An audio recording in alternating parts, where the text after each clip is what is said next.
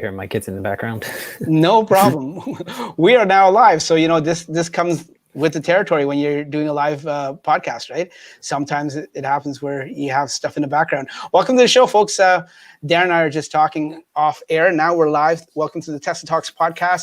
We have a special guest for you tonight. His name is Darren, and if you don't know where Darren's from, he's going to tell you a little bit about himself, but in a nutshell, Darren, just like the little caption, the little lower third there, it says he's the creator, the owner, the developer, the author, everything for DriveTeslaCanada.ca.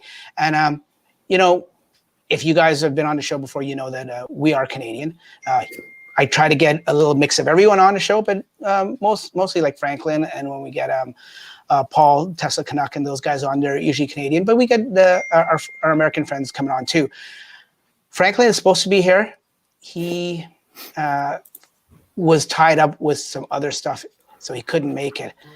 And as I say that, he comes and you just see a black screen. Welcome, by the way, anyways, enough of me talking. Welcome to the show, Darren. Thanks for having me on. No problem. Thanks for joining us. Thanks for going out of your way, and you must be a very busy guy with the website and everything. So thanks for coming on. Yeah, I'm going to remove Franklin until he gets his stuff in order, and then we'll bring him back. Unless he was just teasing us, because he said he would make it, he might not make it.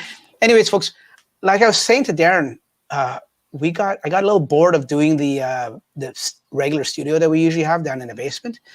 So I decided, you know what? I'm going to take it outside. It's such a nice day. We've got a little bit of the summer left, and here in the Great White North, summer isn't long. So take advantage of it while you can. So I went out. I was telling Darren, I did it once, probably a couple months ago, a few podcasts back, where I did it in the backyard, and it was great. And I set everything up in the backyard and everything, and the neighborhood kids came out in droves. So that was quickly abolished. And now I moved to the front of the house. And this is a place that I've never done before. So I figured, you know what, if I can zoom out here to show you. Oh, that's, zoom out there. I'm in my garage. I'm in my garage. There's Maven, my Model 3 in the background there. So it may be a little bit of background noise. I apologize for that in advance. We're out in the live elements, and we're doing this live, and there's my neighbors driving by every now and then. So, it happens. Hey, Franklin. Hey, how's it going? I'm very well. Thanks for joining us. My green screen's having problems. Oh, no problem. So, it looks green. No, it looks fine. It looks green. Yeah, fun times. Thanks for going out of your way to come on the show. You didn't have to if you had stuff to do. Someone made me feel bad. Oh, I wonder who that was. His name starts with a D, second letter's an A. Ends with Darren, did you make him feel bad? You both start with a D, second letter's an A. Thanks, Franklin. Without you, we would never have figured that out. No problem. That's what I'm here for. That's one of my neighbors. I said to Darren, I said, I've got a couple neighbors that have muscle cars that you will hear them before you see them. That is one of them. And if my closer neighbor comes, it'll be even louder. Okay, anyways, thanks for coming on the show. What I do before we get into the news, we got some interesting news this week. By the way, this is the first week of August. Welcome to August. Happy August, everyone. We're going to take a couple minutes just to get to know Darren a little bit. He was nice enough to come on the show. He's a very busy guy. When he tells you, I touched on it from his website, but when he tells you what he does, you'll see how busy this guy is. And we'll take it from there. Darren, thanks for coming on the show. You want to tell us a little bit about yourselves? Yeah, sure. Or yourself? Yeah. So I started off in the Tesla community when I got my Tesla back in June of 2019. And as you guys know, I'm sure once you get one, you kind of become quite involved. Some might say obsessed with everything Tesla. So I decided to take that passion and create Drive Tesla Canada. There wasn't really anything that I could find that kind of focused on the Canadian side of things. So decided to focus on that aspect of it. And coming up just over, it'll be a year next month, actually. Since launching, and yeah, it's done really well.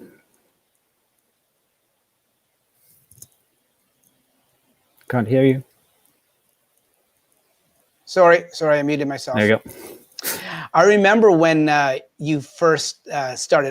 Like I said, I don't remember the exact date, but I remember when you first started up, and you had a different name at the time. Did you not? Yes, it did. Yeah. Okay. Yeah. You had a different name, and I like this name. I like the other name. I like this name too. It speaks to what you do. Now, how is the website going? It's going really well. Seeing increased traffic every month through the year. So, like I said, next month is the 1 year anniversary. So we'll be doing a couple of special things there. Oh, so cool. Stay tuned. Yes, nice. And you said you have a Tesla yourself?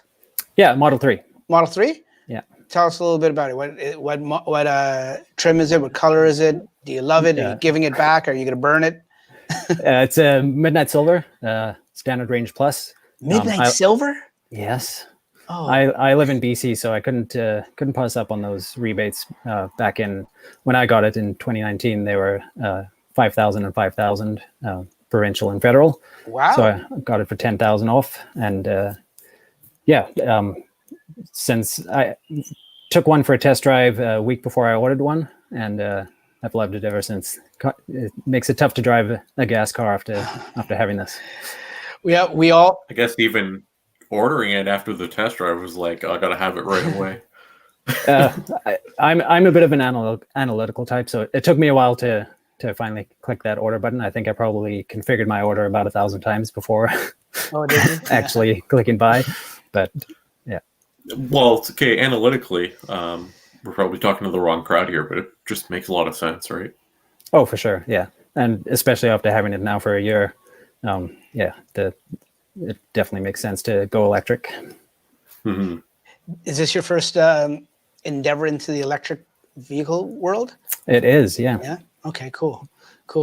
So you have nothing else to compare it to, which it is a good thing too. Like, I mean, then you don't know if and Teslas aren't perfect by any stretch of imagination. That's not what we're saying. But if there were little things that Tesla falls short on when it comes to electric cars, you'd never even notice. I wouldn't know. Yeah. Ignorance is bliss. Exactly. Is that what they say? Okay, cool. Good to know. Well, welcome to the show. Franklin, you have any more questions for Darren before we start with the news? Sorry if you covered it. I'm paying attention. I am. Sure, I know you are. With your like you created the website, you're doing all that. Do you have a technical background? No, I wouldn't say I have a technical background, but I've dabbled in websites over the years. So this is my first time around. Gotcha. Yeah. You do an excellent job. Thank you. Yes. We say it every week. Like, Dax always brings up your articles. It's one of my favorite Tesla-based news sites. And I might be a little biased because I'm Canadian. I want to support a fellow Canadian, but thank you. No, you do an excellent job. All jokes aside, like, your content is phenomenal, and it's always good to read something that's informational rather than you get a lot of opinion-based pieces where yours is very factual, which I enjoy. So thanks, appreciate it. Yeah. Oh yeah, just exactly to echo what Franklin's saying. Yeah, as Canadians, we all try to support our fellow Canadians and everything. But with that said, if the site wasn't good, not that we'd come out and say the site's bad or anything, but if the site wasn't good, we wouldn't go to it. We wouldn't be, putting articles on there on a podcast and stuff like that and referring to them. So no, you do a great job, and it shows that this isn't obviously your first website, for one, and for two, you must have some kind of writing or journalistic background or something. I don't want to get too deep into your personal stuff, but if not, you're doing a great job. Surprisingly, I don't actually. Yeah. Oh, wow. It's just do you have a background in paint editing? Because some of your photos are top notch. I do have a degree in paint. Yes. Yes. Yeah, MS Paint. Yeah. MS Paint. Yeah.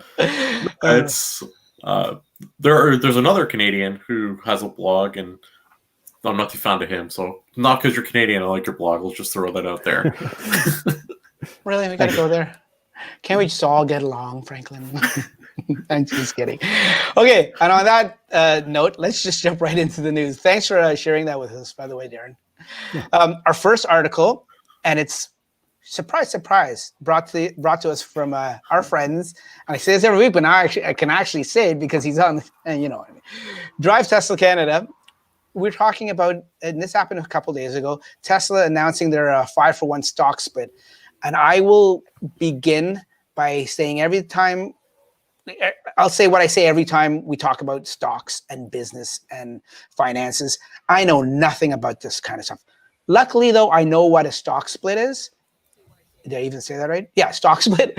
I know what it is. I just didn't know if I had the right terminology. So we've seen it with Apple and stuff like that in prior years and just recently, as a matter of fact. But they're splitting it. And for people at home, and I'm not going to do justice, maybe you guys can, you know what? Yeah, I'm not going to do justice. One of you guys, one of the two, doesn't matter who, for the people at home that are listening or watching, tell everyone what a stock split is and why it's important in the Tesla sphere. So simply put, let's say the Tesla stock is $1,000 for simplicity's sake. Let's say it's a 5-to-1 split. It means if you have one share at 1,000, you're not getting 5 shares at $200 each. So the amount of shares you have is equivalent to what you have what you have currently. It just split up into smaller number of shares. The biggest reason why they do this is so your average person can go and buy shares of the company. If you say, hey, I want to buy a Tesla share right now at like $1,500, it's a lot harder to buy one share versus a share that's, less than 1,000. I mean, it's easier to buy a share less than 1,000. So basically, you're not losing anything. Your money's going into multiple shares for the same overall value. Hopefully that makes sense. Clear as mud to me. Darren, go ahead. You clear it up. No, you covered it perfectly. Yeah. The big part of it is that, like you said, the average investor is now a better opportunity to actually buy in and get a piece of Tesla, because especially for us Canadians, 1,500 US is what, 3,000 Canadian. So bringing it down to that's on a good day. Yeah. So bringing it down to a lower price is always better for those people wanting to get in. Exactly. Yeah. And I mean, I wondered about this when it hit 1,000. I wondered, is it getting too high? And once again, I'm not a stock guy. I'm not a market guy or anything like that, or finance. But I wondered, like, is it getting too high? Would they even entertain? And I actually asked my buddy that works at a bank. I'm like, is there a certain prerequisite or a certain time that they have to split or a certain amount? And he said, no, it's just whenever they feel like it, I guess. And we didn't go into huge detail about it, but I was just curious if it was happening. And that was months. That was whenever it went to 1,000. What was that? Probably 2 months ago or so. So it's been pretty stable. So it makes sense that they did it, right? Like if the stock was still jumping around, they'd make a world of difference. True. Sorry, Dax. Yeah. No. You're exactly right. And I didn't mean to cut you off, Franklin. What I was going to say is someone told me that and maybe it's in this article, I forgot where I heard it. Darren, you tell me if I'm repeating your article. Someone said that it's good because it may be better and more lucrative when it comes to the S&P. Who knows? I'm not sure about that. Yeah, who knows? Okay.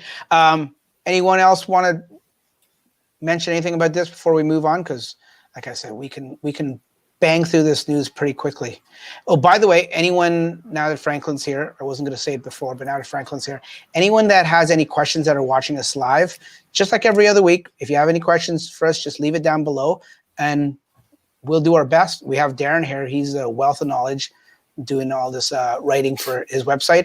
And you know what? He may even have some inside information that we don't even know that maybe later we can pry out of him.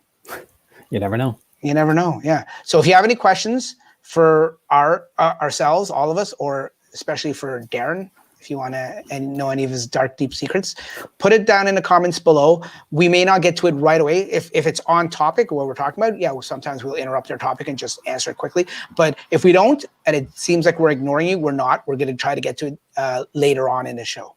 Okay. So the next, topic, guess where it comes from? You know what? No, I'm actually going around a little bit. It's not the next one, guys. We're talking about the Model Y, and the accessories it just was announced today or yesterday, I think it was. And I thought this was pretty exciting because the Model Y is exciting because it's selling really good and people are loving it. All the little production issues aside, they seem to be getting better and stuff like that. But the accessories are coming out now for the Model Y that attaches to the hitch. and the receiver and stuff like that. So some interesting stuff. The reason other than it being exciting, and you guys, this may be a very, very quick topic if you guys don't have any input on it. The reason I brought it up is, like everything else, if you're not familiar with, okay, Tesla side, Tesla, you're paying that Tesla tax just like an Apple tax sometimes.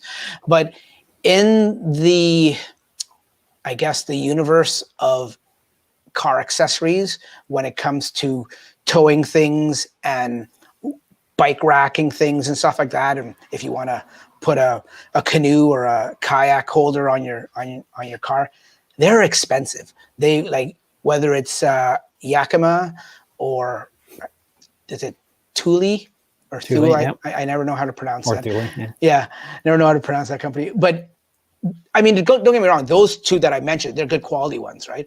But they're expensive. They're really, really expensive. And I know this firsthand, but trying to find bike racks for our trailer and not this car, but there's a car on this side that you can't really see.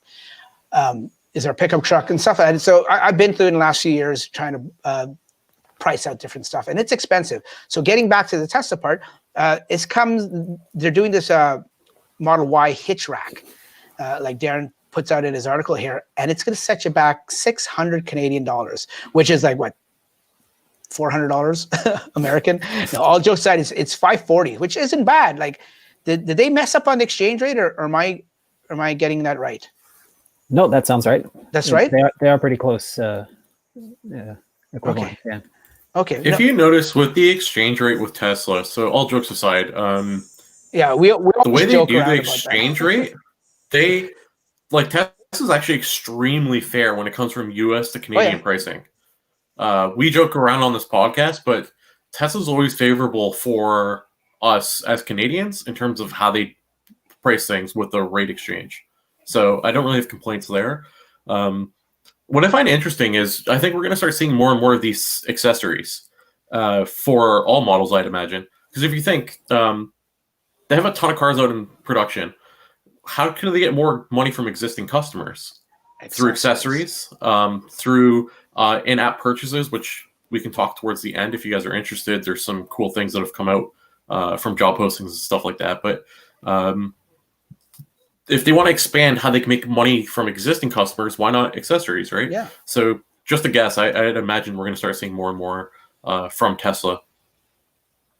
No, I think so too. What do you think, Darren? Yeah, makes sense for sure. Yeah, this snowboard or ski rack, it's pretty cool. Now that doesn't look like a bike is one thing, and believe it or not, even though bike is thin and you see and there's spokes and it's just the wheels and everything, it really messes up your range. Just ask Trevor Page.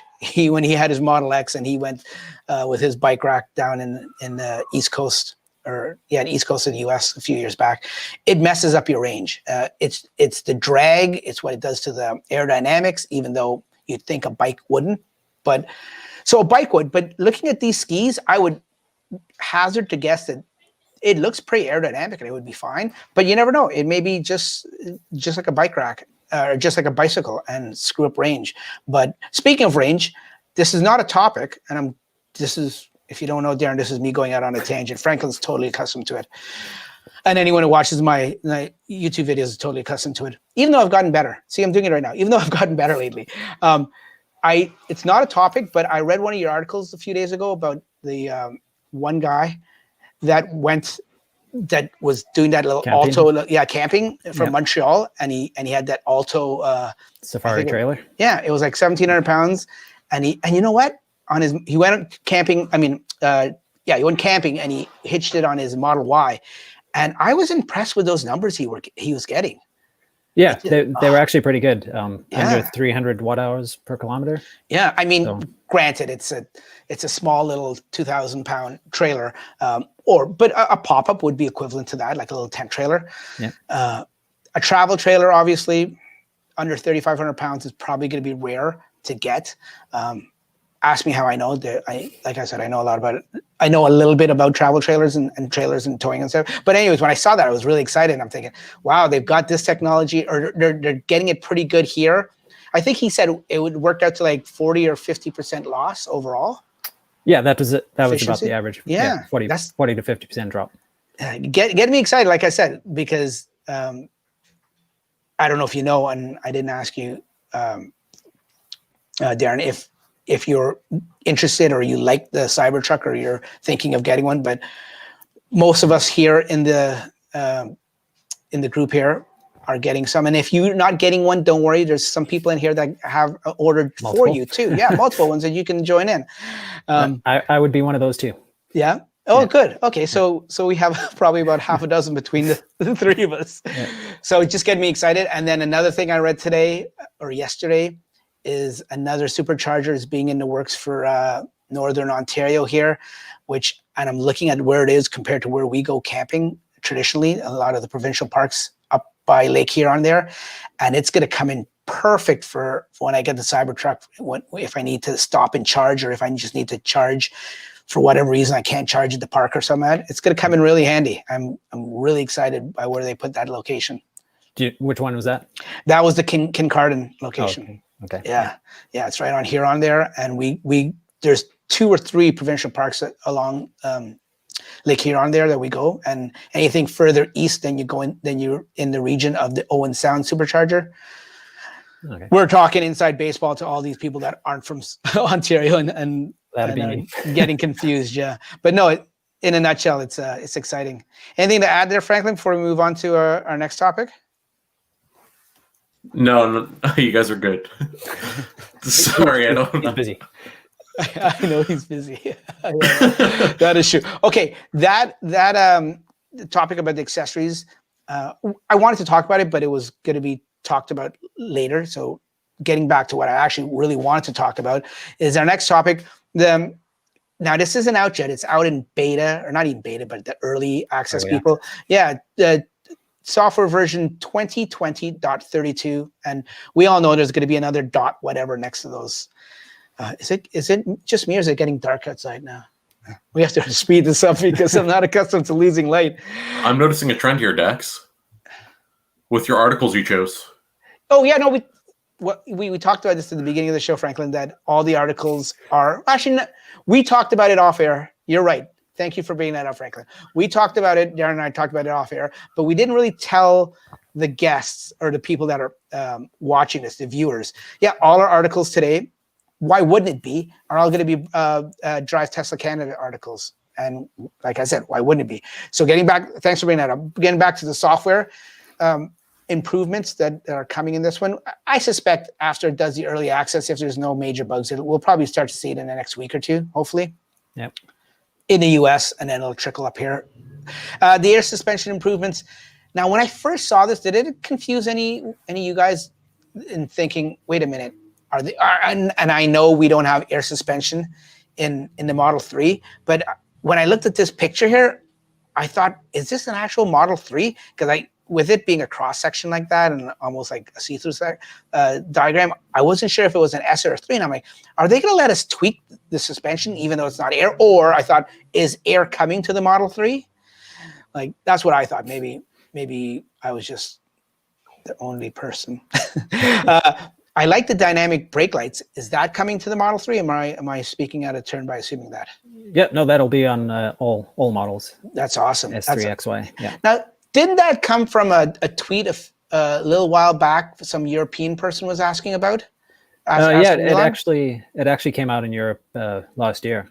That feature's been out there for a while. Oh, so it did. Okay, they're just bringing it to North America now. Yeah, that's a great idea. Like, I mean, it's, and you know what? Because it'll only be on Teslas, when people see it, it'll catch their eyes here in North America because we're not going to be expecting it. Have you ever been driving down a highway and you're doing cruise or whatever, you're doing the speed limit and you're going to flow of traffic, which is the speed limit or just above, and then someone breaks in front of you or a couple cars break in front of you really heavy and you brake really hard, and so much so that sometimes, I don't know if you've seen it or if you've done it yourself, you put your emergency blinkers on or your hazards on just so the people behind don't nail you. Yep. It's one of the things that, go ahead. I've been in a couple of rear end accidents, unfortunately. And I was just about to say that. Yeah. It's something every time I hit the brakes hard, I look in the rearview mirror and see if someone's behind me and do that. Yeah. unfortunately, I've also been in that situation. It's one of those things where unless you've experienced that, you've had the bad luck of being rear-ended. It's something that you don't get. And I was saying that to a friend a few days ago. It's like, once you've been rear-ended, you'll just find yourself instinctively looking behind you when you brake heavily, or even just brake a little bit. So yeah, for sure. And my accidents were 10 and 12 years ago now, and I still do it. So it sticks with you. It definitely sticks with you. Anything to add on that one, Franklin? You ever been rear-ended? No, I've not. I've never been in an accident. Let's keep it that way. No tickets, no accidents, nothing. Nice clean driving record. Don't go jinx yourself with the tickets. Here, knock on wood. Do you hear that? Yeah. Do you hear that? Yeah. Another feature is the doors left open, or sorry, not the doors. Is it the doors or is it just a car itself? It includes the trunk in the front, so more than just the doors. Yeah. So that feature is nice because right now the only way I know is from the honk sound that it's locking, right? With the windows folding. If the windows don't fold, you know it didn't lock. So you know you left the door open. So literally that's the only way. From time to time I'll get like, you left your AC on for too long, and that's another way you notice. But it's all these like small quality of life differences that are going to make a world of difference over time as they keep adding them, right? You get a notice from the Tesla app that you're... No. Like as I'm walking away, I can hear my car not honk. No, but the AC. The AC, yeah, for sure. So if I leave my car and I don't close my door, I'll get a notification on my phone saying, hey, you left your AC on for an extended period of time without moving or whatever. It's happened to me once or twice. Okay. Never seen that one. No, neither have I. Now, what I was you can get similar notifications from third-party apps. You know, this guy, Franklin, we got to get this guy on more often. He's like you. He reads my mind. Like we're on the same wavelength. In sync, yeah. Like, you know, I was gonna make a bad 90s boy band in sync joke, but I'm not going to. I use a stats app, and it's exactly like the stats app. Like it'll tell you, it's almost, I'm glad the developer, and I forget his name, the guy in Cali that developed the stats app, talked to him a handful of times. Great app. I'm not saying anything negative about it, but it's almost annoying when it pops up on your phone when you know the car is left open. And it's a feature it's a setting you can turn on or off, right? But I'm accustomed to it, and anyone that doesn't have the stats app, or anyone that has a stats app is accustomed to knowing when your door is left open or unlocked, or knowing when the climate is on. And the cool thing about it, now I don't always have it. I don't know but you, Darren, if you have the sound on and you don't have your phone muted, like I do probably 80% of the time, the 20% of the times I don't have it, you notice it has a sound, an actual voice, a female voice that talks to you.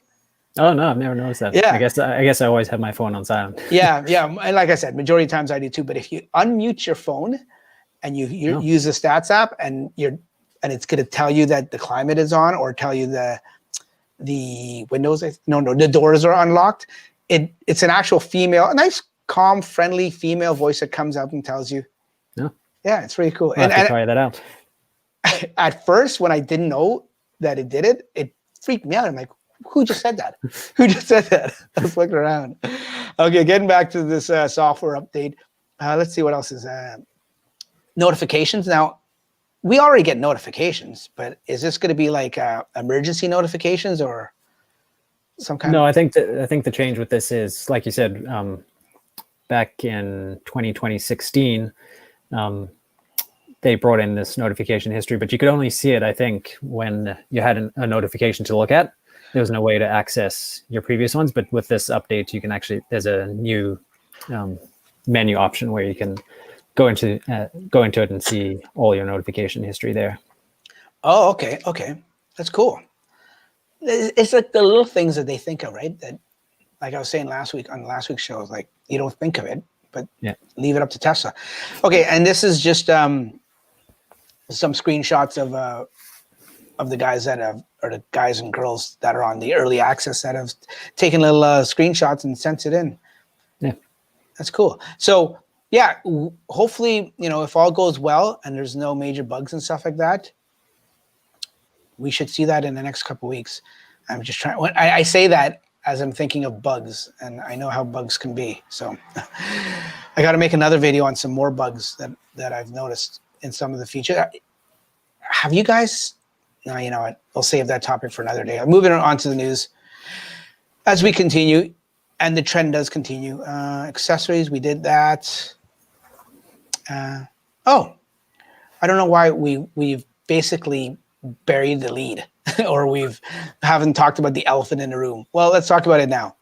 Leasing option finally comes to Canada. It's funny because a coworker of mine just asked last week, "Hey, can I lease a Model 3?" And I'm like, "No." Was it last week or 2 weeks ago? Maybe it was 2 weeks ago.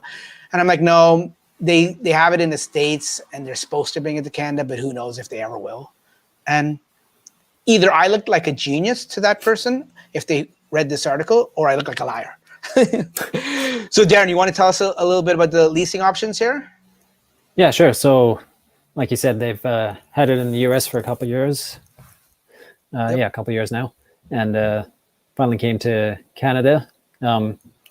Pricing wise, if you're looking at the Model 3 Standard Range Plus, you're looking at nearly $500 a month in lease payments. And that's with 5,000 down and a pretty low annual limit of 16,000 kilometers. Yeah.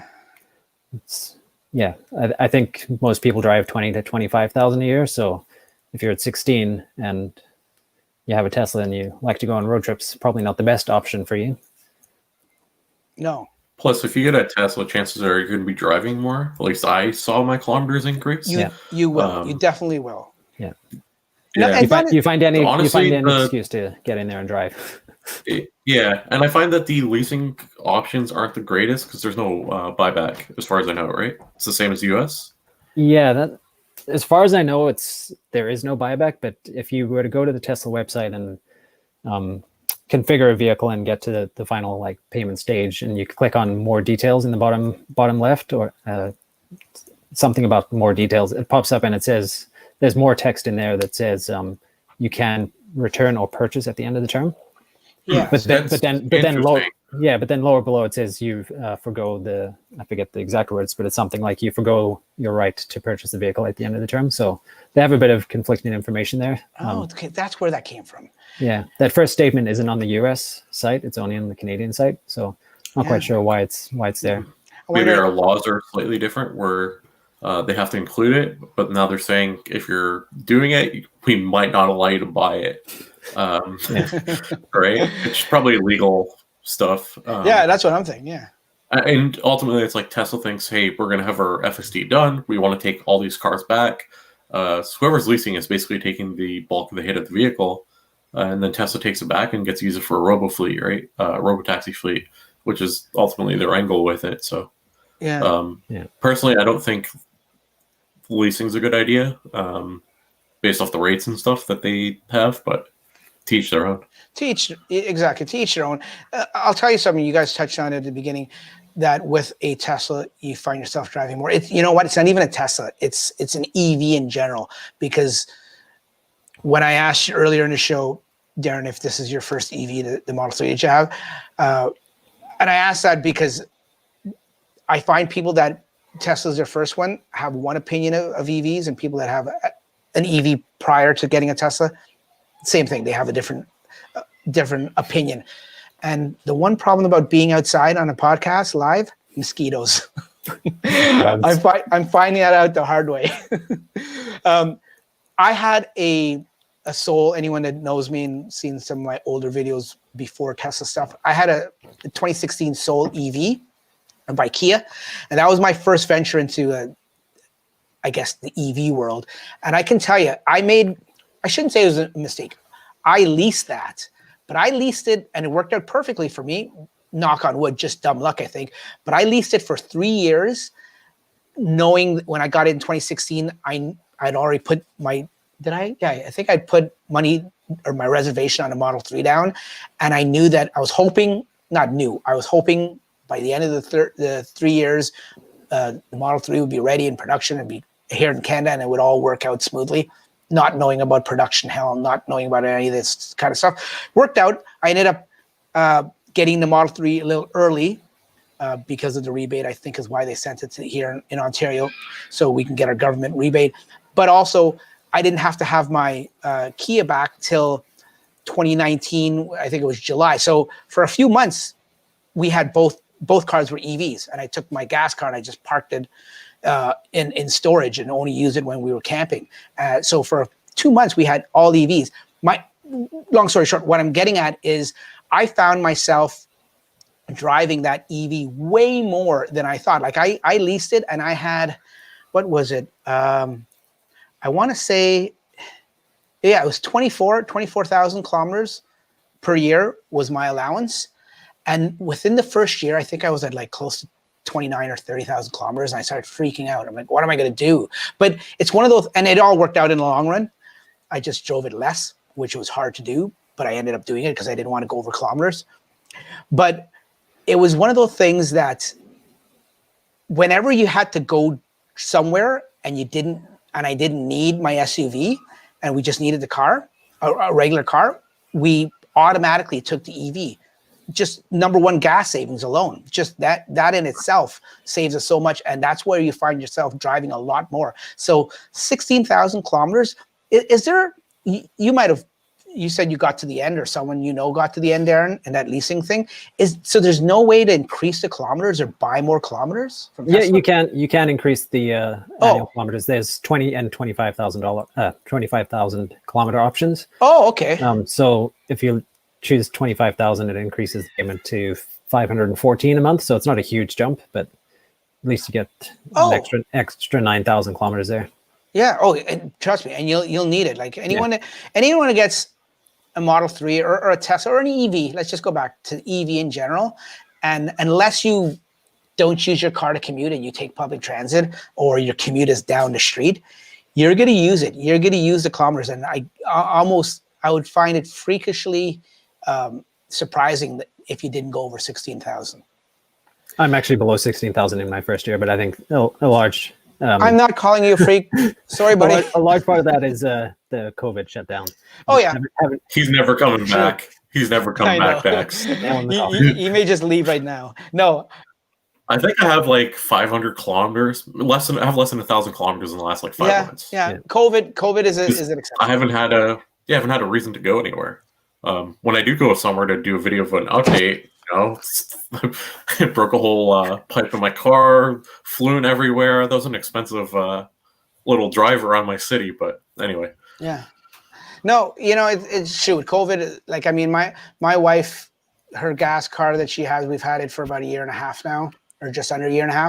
And before we started camping in the last 2 months when weather got really good, she was at like, I think at the 1 year mark, she was at 14,000. Like we just, granted, COVID since March helped a little bit, but we just drove the Tesla. That's why this thing is just over 2 years old. I think 26 months, 27 months old, and it's got 72,000 kilometers on it, right? So that explains it. But yeah, if you are stuck in the COVID situation, yeah, you're going to save a lot.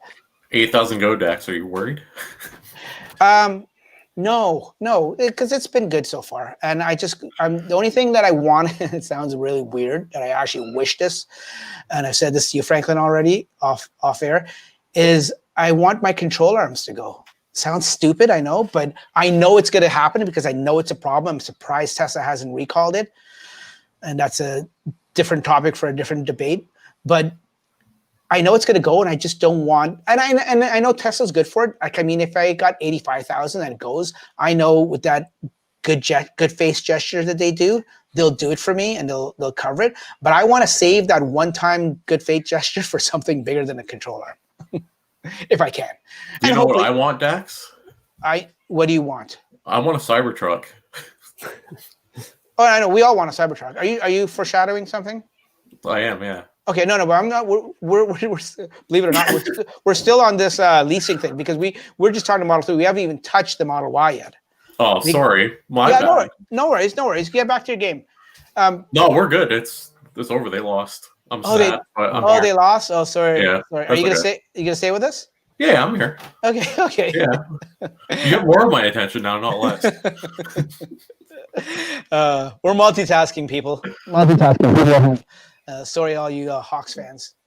Yeah. Oh, by the way, I asked Siri, tell me the score in the Hawks game. Yeah. Try it. Just say that. What's the score in the Hawks game? I'm not going to tell anyone that. I can't say it to Siri. Yeah, sure. You don't have to say it. And you know, we shouldn't even be saying the hey, whatever, because if people are listening, it's going to freak out their phones. All the Hey, iOS Siri. users. Stop it. Subscribe to Dax M on YouTube. Can you imagine if Siri was that good? Anyways, back to the Model Y. Darren's never coming back. We've got off on so many tangents. This is a dysfunctional podcast. I'm not joining this one again when they invite me. This is normal. I've watched a few episodes before, so yeah. So he's not. It's not surprising. He knows. Okay, would you pay $875 a month for a Model Y that you have to hand back at the end? That you can only drive 16,000 kilometers a year? Yeah, I wouldn't. I don't know. When I was a little excited, like I said, not that I'll ever get into a lease agreement again, especially with an EV, probably not for any other car. And I don't think I'll ever buy another car unless it's an EV. So it's a little redundant to say, but I looked at it. I was just curious when I heard the news that the Model Y leasing was here. And I just curious to see if it would be attractive to me or it would be attractive to anyone else that wanted to get into a Y. Because like I said, 2 weeks ago, I had someone ask me about it. But at $800 and like almost $900, I don't know, man. That's a hard pill to swallow. Yeah, and if you look at today's financing rates for purchase, you're looking at 2.5%. I mean, you're probably going to get close to that payment to purchase one over a similar term.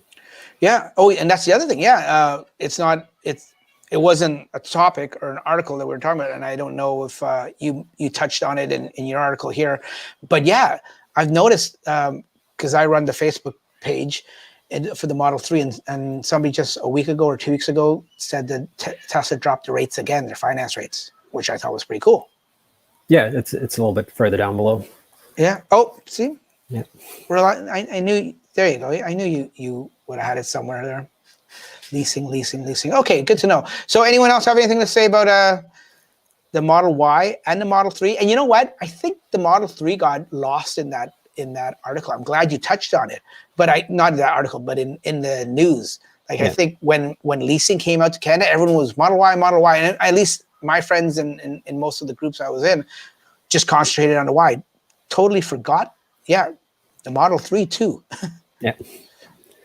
The only other thing I would mention is we did find out if you do go over your kilometer limit, whether it's 16, 20, or 25,000, you get charged 15 cents per kilometer. That's, buddy, you know, we're sharing, we're like in tune here, because that's when you guys were talking about it at the beginning. In my head, I said, remind me to ask if any of these guys know what the overage is going to cost. And I totally forgot. I got off on that tangent about my Kia. So 15 cents a kilometer. Yeah.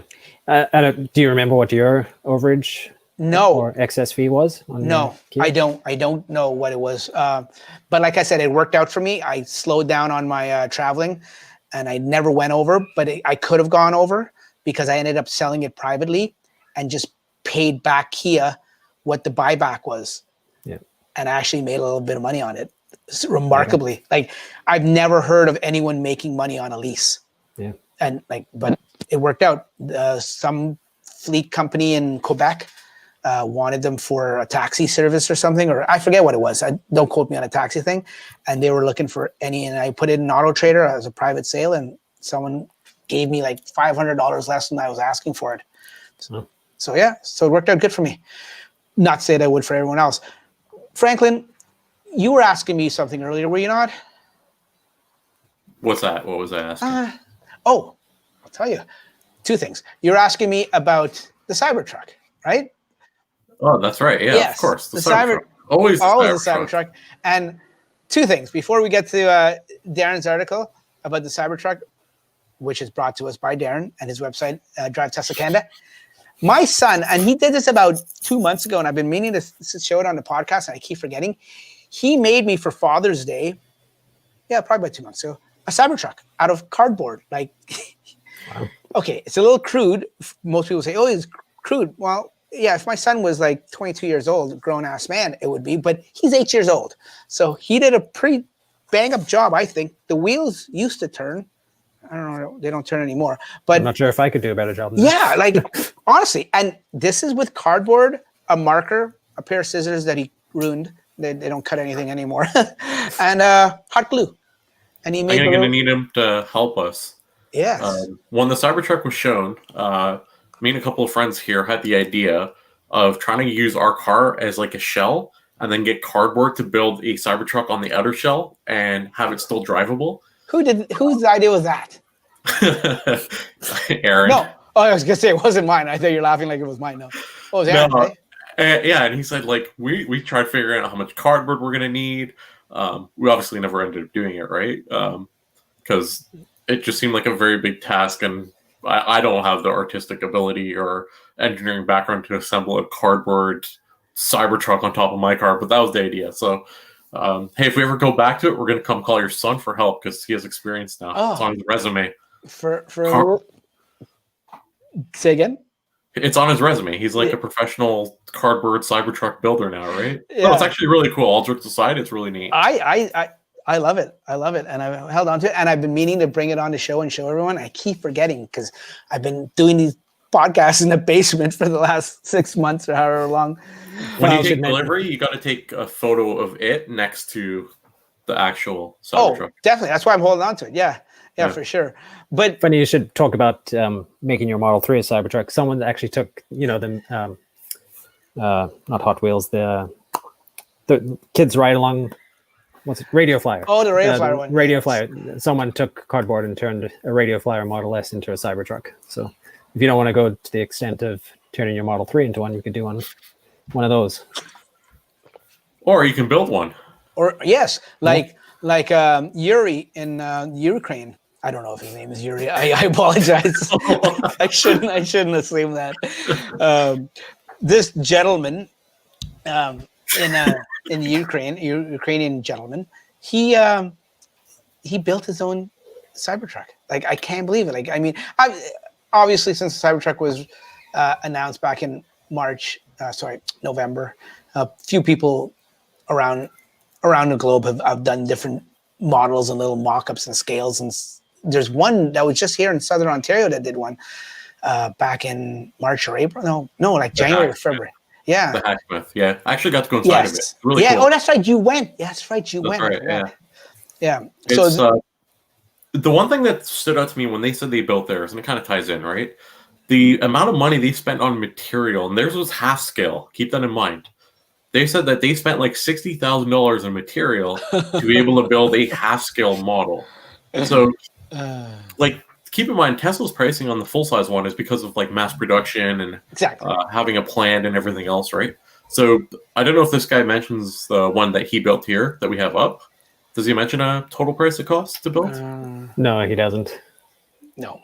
But just going by what I was told by the Hacksmith, and keep in mind, like they had their own custom coded app, and it was like crazy the amount of detail they put into it. And the one here is really cool too. But the development cost for all this kind of stuff is super high because it's like a one-off project, right? They're not mass producing it to make money to gain back money on their assembly line and stuff like that. So I imagine the one we're seeing here costs this gentleman a lot more than what it's going to cost to buy one new in a couple of years. Oh, no doubt. I wouldn't be surprised at all. Yeah. Well, think of it. Think of how expensive that one on stage, the one that people drove at the reveal, how much that one-off cost Tesla.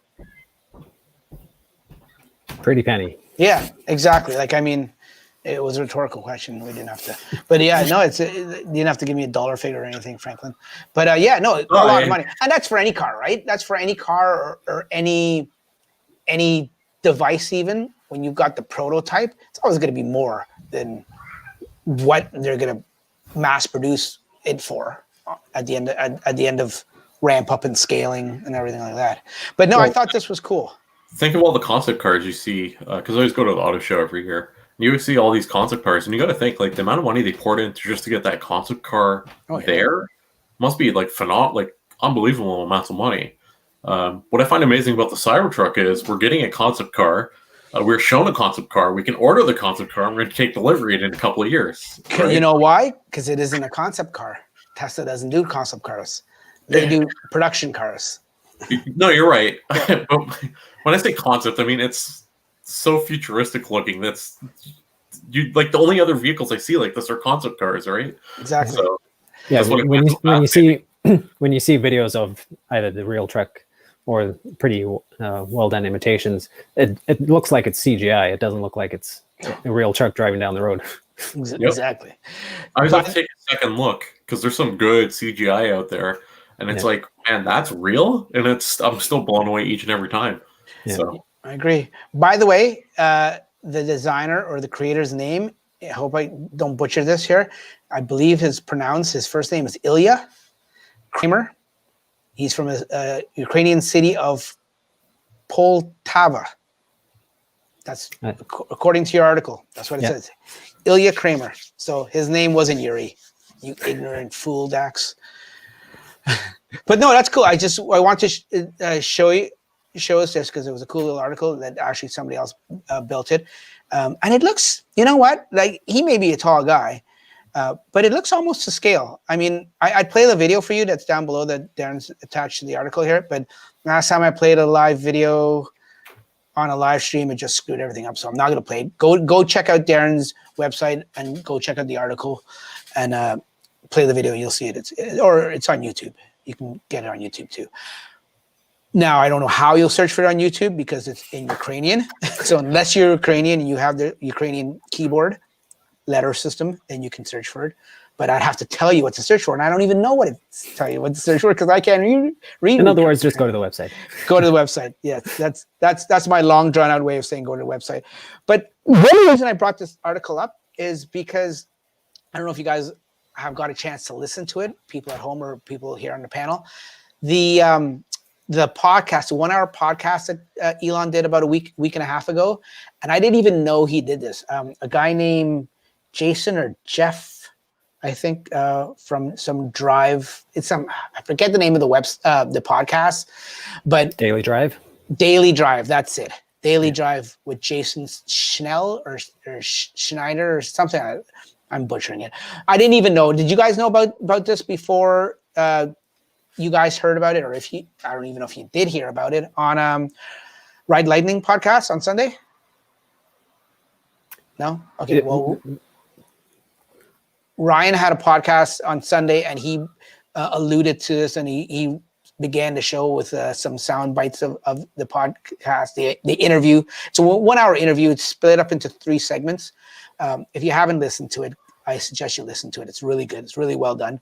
Elon opens up like sometimes he does, and he talks about a lot of stuff. And one of the things he talks about, the whole reason I brought this up, it wasn't a tangent. It actually meant to go somewhere, is he talked about the Cybertruck probably, and they're very well aware and they're probably accepting of it, that the Cybertruck is probably not going to be regulated or I guess sized for certain regulations in Europe.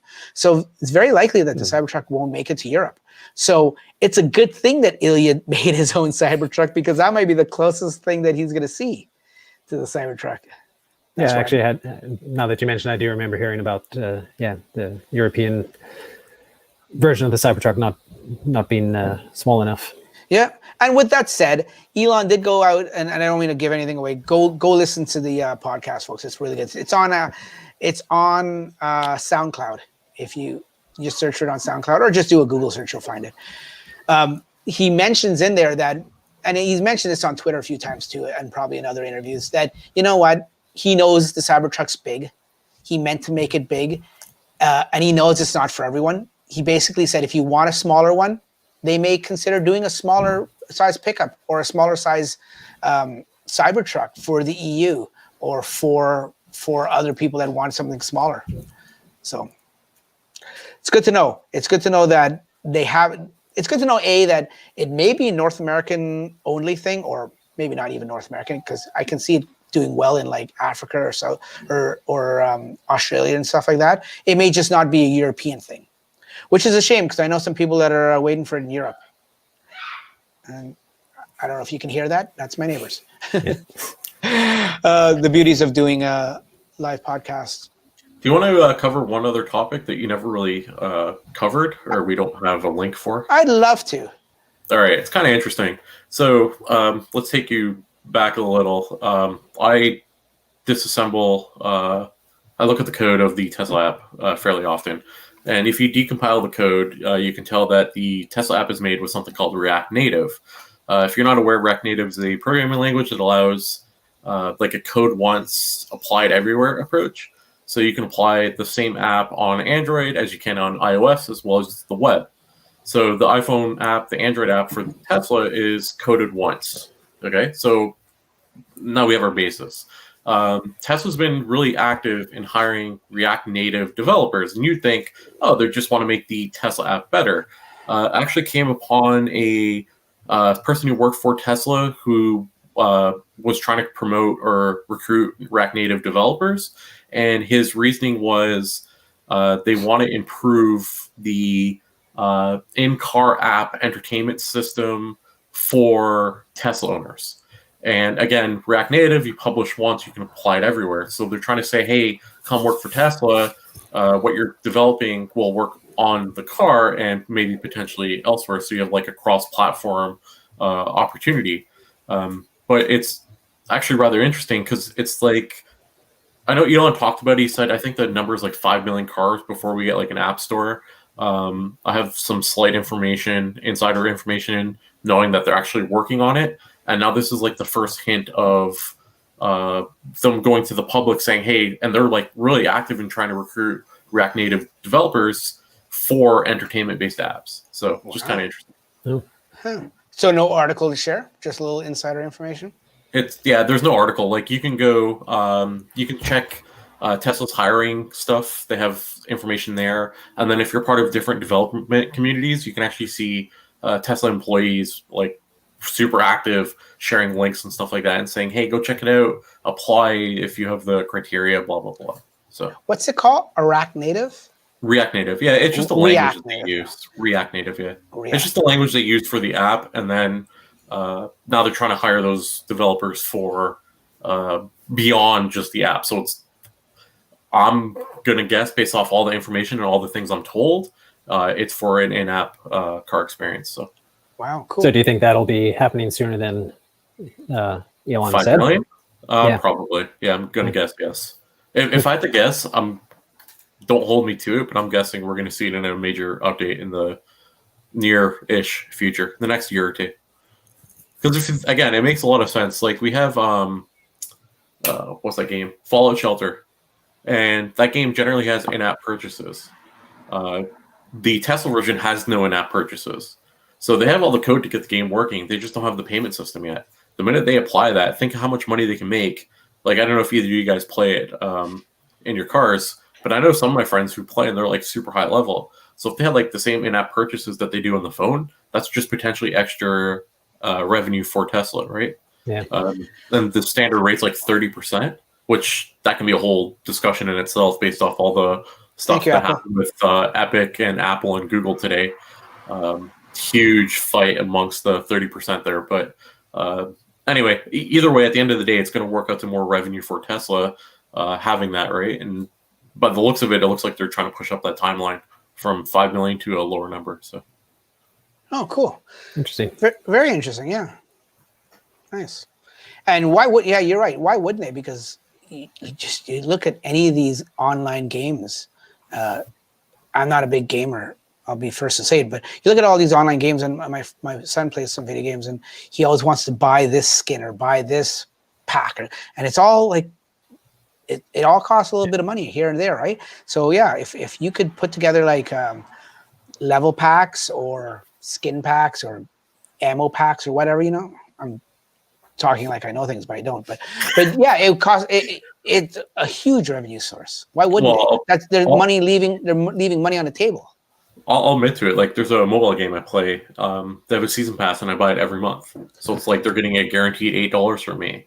And before they had it, they used to have like in-app bundles, which were if you bought the bigger bundle, you save money. Or like you didn't save money, you got more in-app, more in-game rewards for your money, right? So it just makes sense to buy the bigger packs. So I'll admit it, I bought a bunch of those bigger packs, and I mean, I still play the game like 4 years later. But the point being is that's all potential money that Tesla can take a small percentage of, or a big percentage, depending on if they actually own all the IP, right? So if they're saying, hey, we're developing it, and this is an in-app game that we have, like a game that we have on our car, and you're buying anything you buy, we're basically making the profit. It makes a lot of sense, right? The one I want to see is a Pokemon Go style game, but with Teslas. So as you like drive around, you get rewards. You stop at superchargers for rewards. So just like driving your car, you basically get achievements as you drive. Like efficiency and stuff like that. But you may not be far off on that, because aren't they doing something like that? They want to do something like that with how they're rendering the cars around you to be this other different Teslas, and Elon's alluded to making it into some kind of a game. Yeah, it's interesting. When I started my YouTube channel, I created a video and it basically gained no traction at all. I was talking about gaming. Welcome to my world. Yeah, I'm talking about gaming in a Tesla and all the different like all the cool things that they could do. And then like years later, my channel actually gained a little bit of traction. It's still really small, but gained a little bit of traction. That video like never went anywhere. But I don't know. Either way, I really hope this stuff comes to fruition. So, sorry, Darren, you were going to say something. I kind of rudely kept going. That's okay. I was just going to say, when we were talking earlier about the 2020 32 update, that's actually when the visualization of the other Tesla vehicles is supposedly coming.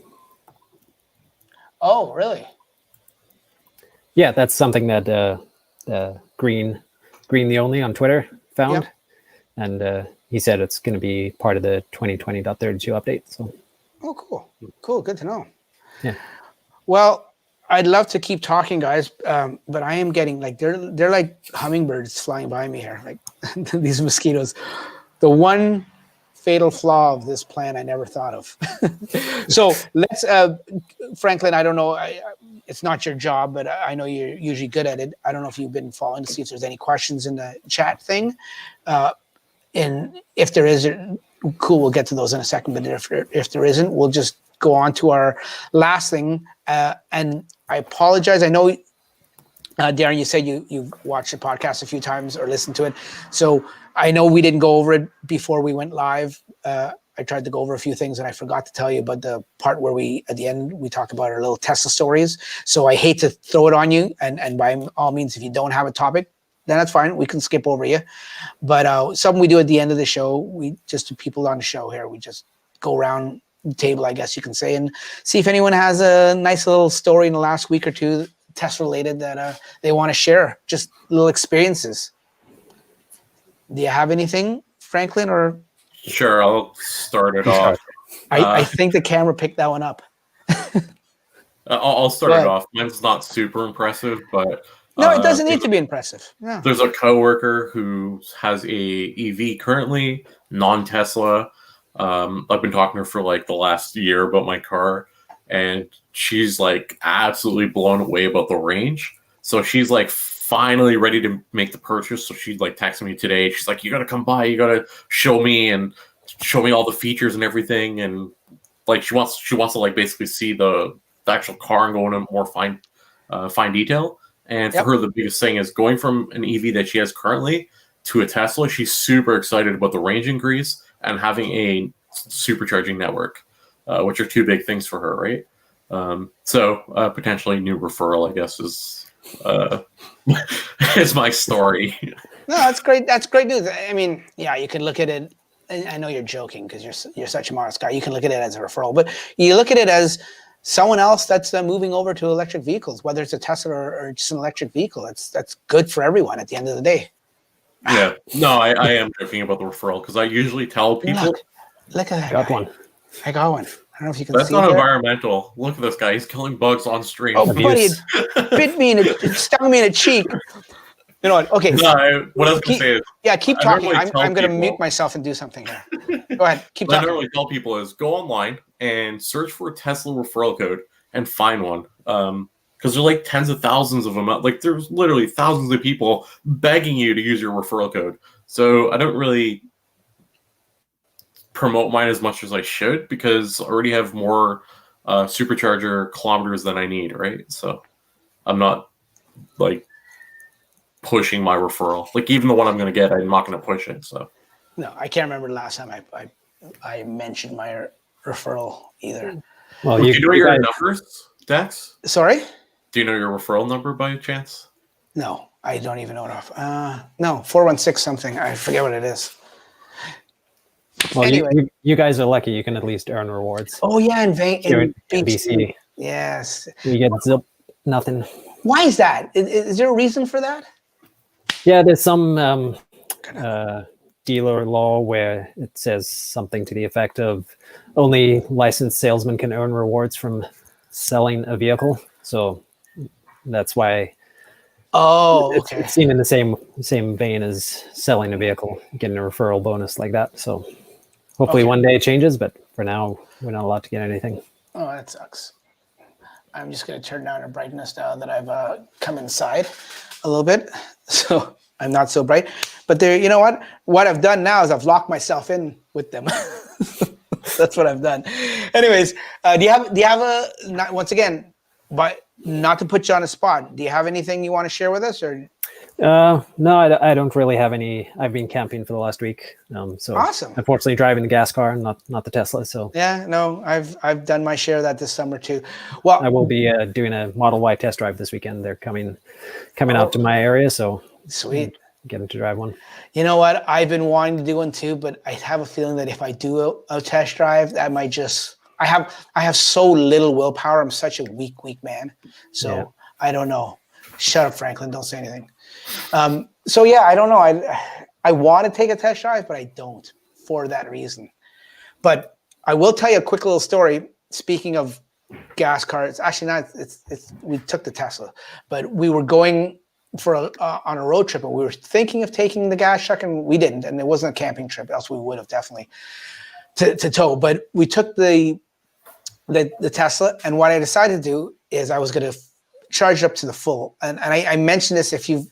I apologize if you happen to be one of the few people that watched my video that I put out a couple of days ago for this road trip, then it'll sound like I'm repeating myself. So anyone that didn't, for anyone that did, bear with me. Anyone that didn't, listen up. So I just basically, I charged up to 100%, but I used the scheduled departure feature. And I said, we're leaving at 8 a.m. Was it 8 a.m.? Yeah, 8 a.m. And I want it to be 100%. And I know when I do that, when I commute to and from work, I do it at like whenever I'm working and I have to do it at like 6 or 7 in the morning. I do it, but I only do it to 80%. Sometimes in the winter I'll do it to 90%. So it's never to 100%. So it's never a concern for me, right? So sometimes it's like an hour before, and then it'll stop charging because it shows up on your phone when the charging is completed. It shows up on your phone and then it says it's completed. And if you check your phone and the timestamp, it might be an hour before when you're about to leave, and then the climate control will kick in and warm up the car or cool it down, whatever. So this weekend that passed, I did the same thing, but I wanted to go to 100%, and we're leaving at 8. So at 6 o'clock, I mean, I wasn't awake. I got a message, but when I woke up, I saw it. At 6 o'clock, it had finished. So just before 6, as a matter of fact. So it sat there for over 2 hours at 100%, and I was a little uncomfortable with that. I'm thinking Tesla figures it's okay to allow that kind of coding to do it, so it must be okay. But ideally, I wouldn't want it to. And if I had to do it myself manually, I wouldn't do it and leave it for 2 hours, because as we all know, it's never a good idea to leave your car at full capacity for a long period of time. Now, my definition of long period of time might be different than yours. Maybe you guys think 2 hours is enough, and obviously it's a different definition than Tesla, because Tesla wrote that into their code. And then I thought to myself, maybe they don't know, they can't predict with different temperatures and battery temps and the charger. I happen to be in the garage, so I'm pointing at the charger over there on the wall. The charger, the output or something, the throughput of the electricity, maybe it's not always, exact. But I'm thinking, wait a minute, it's a computer and it's just math. They should be able to do it. And they have. Yeah. Real quick, when you lift your arm, your mic goes like really poorly. When I lift this arm? I think the other one. I think it's the other one. Really? Oh, okay. Good to know. Thanks. Yeah. Has it been doing it the whole entire show? No, just a couple of times. Just when you try and reach back and kill a mosquito. Oh, that's what it is. Yes, it's these damn vultures. Yeah, in Southern Ontario, big mosquitoes. Sorry, we did have a question, but go ahead, finish your I'm done. That's it. I'm just saying, if you guys use scheduled departure, and it's great, don't get me wrong. If you go into 100%, just be a little wary if you're like me and you don't like to keep it at 100 for long. Go ahead, we got a question. It's good. Shadow drone. Is it better to get a Model 3 long range at 47K or standard range plus with FSD at 46K? I'm not sure. Elon Musk says FSD can go to 100K, so FSD is basically an investment. And then Martin says doing a 1,200 kilometer trip with FSD is pretty relaxing. What's your thoughts? That's a tough one. I always, when this kind of question comes up, I always say buy as much range as you can. That's range is king. But when you can get the same amount of money and you can get FSD included, that's a tough one. I'd probably go with the long range myself because you can always add FSD later. Now, when he says, I'm looking at the question here, better to get 47K SR. Now, when he says long range, he means real wheel or he means all wheel? I guess he's probably meaning probably all wheel.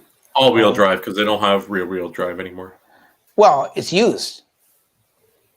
Or maybe. Is he talking used or is he talking 47? Is he talking mileage or price? He's talking price. Those are prices? If you're saying if you're paying the same price, my front puppy joined us, by the way. Oh yeah. So if you're paying, he's like dying to come in. If you're paying the same price for standard range plus with FSD or long range for 47, which way would you go? Yeah, I get the question now. Okay, so yeah, that's a tough one. It is tough now. I see how he's wording it or how it is. Yeah. Because FSD, that's the problem with FSD now. It just costs so much that it puts people in a dilemma like this. Yeah. I think... Did it screw up when I put that hand up? No, you're good. I think you always go for... Okay, so I'm like the biggest advocate for FSD. Like, I truly think it's going to be worth way more than what it is currently. But with that said, you always go for range. Yeah, like Garant. However, here's the dilemma that I have like mentally as I'm answering this question. If you're going for extended range and you can't utilize FSD, you can't utilize autopilot when you're on a long road trip, then it kind of defeats the purpose of the extended range your vehicle can do. So I don't know, it's tough. What do you think, Dax? About the mosquitoes? No, I agree. It is a tough choice. I would probably still at the end of the day, I would go with range because FSD is great and I love it every day navigate on autopilot and the stoplights and street lights thing. I love it, but it's not all there yet. So unless this person is looking to get it and keep it for a long period of time where he or she will be able to benefit from FSD when it fully matures, then I would say go with range and just keep it on the standard autopilot, which with the traffic aware cruise control and stuff and that'll be fine. Or if I go for a test drive in a Model Y and you're in Southern Ontario, I can sell you mine that has both long range and FSD, and I don't know how much I would charge you for it. Okay, so did I buy my own car that I'm not even selling yet? Yeah, here's the other thing to it. Think about it this way. If you truly believe FSD will be a thing in the next 2 years, the money you're making off Robotaxi based off the numbers that have been floating around and all the math, you can actually use your standard range plus with FSD to help you buy your next Tesla with more range. Just going to throw it out there. So if you think it's going to happen. No, but in all jokes aside, personally, I say go with more range and try to add FSD after the fact as soon as you financially can, because the sooner the better before the price continues to go up. But definitely go for more range. If you're going to keep the car a long period of time, go for more range because you're going to utilize that a lot more than like you'll thank yourself later, especially if you can add like the fact you can add FSD later. Like do it when you financially can, right? But go for something you can't add later, which is range. Yeah, I agree. Well, hopefully we answered your question there. We're all basically on the same page there. Anything else to add, guys, before we wrap this up? Because seriously, I'm not, all jokes aside, I've been camping about half a dozen times this year, and I've got more bites in the last hour from mosquitoes than I have all camping. So anything else to add there, Darren or Franklin? Nothing else for me, thanks. No? My frunk puppies keep wanting making appearances here. They're bothering me tonight. No problem. No worry. Well, your frunk puppies are making an appearance. My mosquito puppies are making an appearance, and it's just one big nature show, even though I've killed a couple right here. You gonna put one in the frunk there, Dax, and submit it to Frunk Puppy Friday? Mosquito? Yeah. I can. If you get a big enough one. I can't. I really want this to. Or if he gets enough. There you go. See it? There you go. Yeah. There's a little bastard. Sorry. Anyways, guys, on that note and on that thing, I will thank you very much. Thanks, Darren, very much for coming on the show. Thank you, Franklin, for coming on the show. Thanks, everyone, for watching and listening and at home or even live. I appreciate everyone coming on to do this live and taking time out of your own schedule. I mean, this is an easy question, but I want you to answer it for yourself. Darren, where can people find you on the interweb? DriveTeslaCanada.ca, Yes. Twitter, DriveTeslaCA, Instagram, DriveTeslaCanada, YouTube as well. If you go to our website, you can find all those links there. Perfect. And you're I find you're very active on Twitter. Yeah, I like Twitter. It's good. Yeah. I'm not as active as I probably should be. Franklin, where can people actively find you? Currently nowhere. I'm not really active. Okay. Other than a hockey game, where can most of the time people find you? Yeah, I'm usually on Twitter at mfrunker and on YouTube as motherfrunker. I think I'm like 2 subscribers away from 4,600 now, so getting there. Yeah. Good job. Let's get you over there, buddy. Yeah.